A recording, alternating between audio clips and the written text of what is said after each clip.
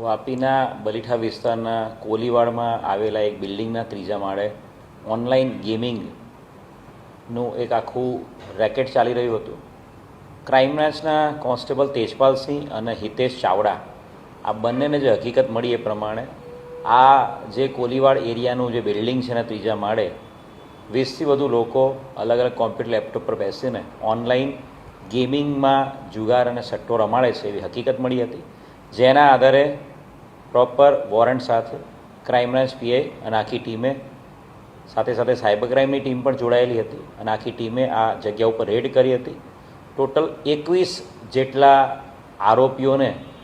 આ કેસમાં પકડી પાડવામાં આવ્યા છે.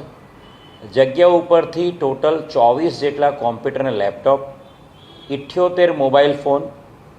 67 એટીએમ કાર્ડ, 49 પાસબુક, ખુરશી, DVR, CCTV camera, smart TV અને વાઈફાઈ રાઉટર એમ કુલ મળીને 6,42,000નો ટોટલ મુદ્દામાલ પકડી પાડવામાં આવ્યો છે. આ સમગ્ર જે ઓનલાઈન ગેમિંગ અને સટ્ટાનું જે રેકેટ ચાલતું હતું આ ચલાવનારો આ જે બિલ્ડિંગ છે એનો માલિક અશોક પટેલ અને એનો દીકરો ધીરલ અશોક પટેલ છે. આ બંને લોકોએ અભિષેક યાદવ નામના એક માણસને મેનેજર તરીકે રાખ્યો હતો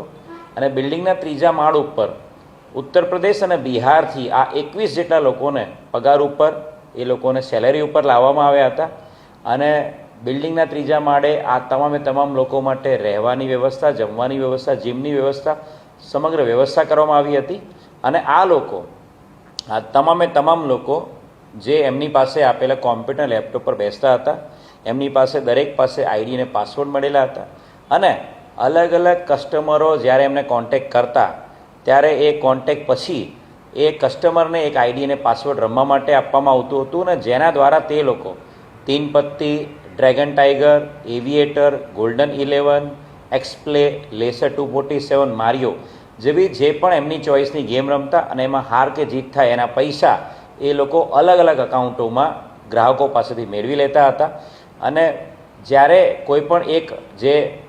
જે બેઠેલો વ્યક્તિ છે એની પાસે 50,000થી વધુ અમાઉન્ટ થાય અકાઉન્ટમાં ત્યારે અભિષેક યાદવ દ્વારા એ અલગ અલગ અકાઉન્ટમાં એને ટ્રાન્સફર કરી દેવામાં આવતી હતી. એક ખૂબ મોટી સફળતા આ જે ઓનલાઈન સટ્ટા બેટિંગ અને જુગારની જે ગેમિંગ જુગારની છે જે